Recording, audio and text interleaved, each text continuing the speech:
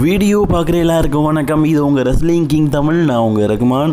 இன்றைக்கி நம்ம செத்ரான்ஸோடைய செக்மெண்ட்டில் என்ன நடந்தது அப்படிங்கிறத பற்றி ஒரு ஃபுல் வீடியோ பார்க்கலாம்.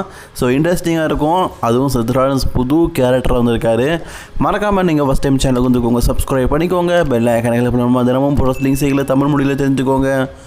ரான் ஜெனரல் மேனேஜர் இந்த இடத்துல வந்து சொல்கிறாரு, சில நாட்களாகவே இந்த மாஸ்க்கு போட்ட நபர்களுடைய தொல்லை தாங்க முடியலப்பா. யார் யாருன்னு தெரிஞ்சுக்கிட்டு இருந்தோம். கடைசியில் அது செத்ரான்ஸ் அப்படிங்கிறது எனக்கு தெரிஞ்சிருச்சு. சேர்த்து இப்போ நீ இந்த இடத்துக்கு வந்தாகணும். நான் கேட்குற கேள்விக்கு நீ பதில் சொல்லு அப்படிங்கிற மாதிரி சொல்லும்போது செத்ரான்ஸ் மாஸ்க் போட்டு வராரு. அதை அவர் மட்டும் தான் வராரா, கிட்டத்தட்ட ஒரு 25 மாஸ்க் போட்ட ரெஸ்லர்ஸையும் சேர்த்து கூட்டிகிட்டு வராரு. எல்லாருமே பார்த்தீங்கன்னா அப்படியே படையாட்டு ரிங்கை சுற்றி நிற்கிறானுங்க. யார் செத்ரான்ஸ் அப்படிங்கிறத கண்டே பிடிக்கக்கூடாதான், அதுக்காக இப்படி நிற்கிறாங்களாமா. சரி, எல்லாருமே ஒன்று சேர்ந்து ரிங்கில் நிற்கும் போது எல்லாருமே ஒருத்தருக்கு ஒருத்தர் முட்டிக்கிறாங்க. ஏன்னா ஒருத்தருக்கு ஒருத்தர் குழப்பிக்கிறாங்களாம், யார் செத்ரான்ஸ்னு தெரியக்கூடாதுன்னு. கடைசியில் செத்ரான்ஸ் தான் அப்படிங்கிறத மாஸ்கை உருவி காட்டிட்டாரு. இப்போது ஆடம்பியஸ் கேட்குறாரு, சேத் எனக்கு நல்லாவே தெரியுது விஷன் டீம் மேலே நீ செம கடுப்பில் இருக்குன்னு. ஆனால் அந்த விஷன் டீம் மேலே உன்னை விட எனக்கு ரொம்ப கோபம் அதிகமாக இருக்குது. வீக்லி அவங்கள மேனேஜ் பண்ணுறது எனக்கு பெரிய விஷயமா இருக்குது. ஆனால் நீ ஒன்று ஒத்துக்கணும், இந்த விஷன் அப்படிங்கிறது ஒன்று இந்த டபிள்யூடியில் இருக்கிறதுக்கு காரணமே நீ தானப்பா உருவாக்குன. ஒன்றுக்கு அவங்க துரோகம் பண்ணிட்டாங்க, அதனால் நீ அவங்கள வந்து அட்டாக் பண்ணுற, அதுவும் மாஸ்க் போட்டு அட்டாக் பண்ணுற. ஓகே, நான் அதெல்லாம் ஒத்துக்கிறேன், வழிகள் இருக்க தான் செய்யும். ஆனால் நான் கேட்குற விஷயம் என்னென்னா, ஓய் நீ பால் ஹேமனை இந்த நிலைமைக்கு ஆளாக்குனேன். இப்போ பால் ஹேமனால் மெடிக்கலி ராக் வர முடியாது அப்படிங்கிற சுச்சுவேஷன் ஏற்பட்டுச்சு.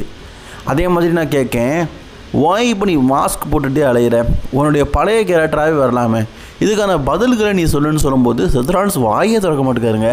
அப்படியே வாயை மூடிக்கிட்டு இருக்கிறாரு. சரி, நான் இந்த இடத்துல கேட்குறது கேள்விகள். அந்த கேள்விகளுக்கான ஆன்சரை சொன்னாதான் உனக்கு நான் என்ன பண்ண முடியும்னு சொல்ல முடியும். ஏன்னா நீ இன்ஜுரியிலேருந்து இப்போ மெடிக்கலி க்யூர் ஆகலை. உனக்கு இன்ஜுரி ஆகி 5 மாதம் ஆயிடுச்சு. இந்த 5 மாத காலத்தில் இந்த இன்ஜுரி வந்து மெடிக்கல் டீம் வந்து க்யூர் ஆகிட்டு அப்படிங்கிற சர்டிஃபிகேட் எனக்கு வரல. ஒரு வேளை வந்ததுன்னா நான் உன்கிட்ட கேட்குற கேள்விகளே வேறு. ஆனால் இப்போ நீ மெடிக்கலி கிளியர் ஆகாத ஒரு நபர்.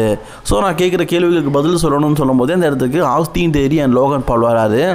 அவன் எதுவுமே பேச வேண்டாம், பால் ஹேமனை இந்த நிலைமைக்கு ஆளாக்குன செத்ரான்ஸை நாங்கள் சும்மா விடமாட்டோம், இந்த இடத்துலையே நான் மாஸ்மேனுக்கு சமாதி கட்டுறோம் அப்படிங்கிற மாதிரி ஆஸ்டின் தேரியும் சரி லோகன் பாலும் சரி சொல்லிக்கிட்டே வராங்க.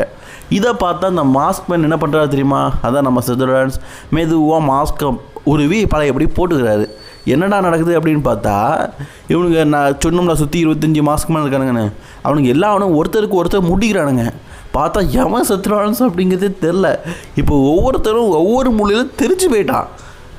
அட ஏதாவது அட்டாக் பண்ணுவானுங்க வைப்பானுங்கன்னு பார்த்தா ஆளுக்காலு முட்டிக்கிட்டு ஒவ்வொரு மூலையில் போயிட்டானுங்க. இதை யார் ஒரிஜினல்னு சொல்லிட்டு எப்படி கண்டுபிடிக்க குழப்பமாகவே இருக்குல்ல. சரி, உங்கள்கிட்ட நான் ஒரு கேள்வி கேட்குறேன். இப்போ வந்ததில் செத்ரான்ஸ் ஒரிஜினல் யாருன்னு தெரிஞ்சிருச்சு. போகும்போது செத்ரான்ஸ் எந்த மூலையில் போனாருன்னு கண்டுபிடிச்சிங்களா? மறக்காமல் ஒரு பஸ்ஸில் கமெண்ட் பண்ணுங்கள்.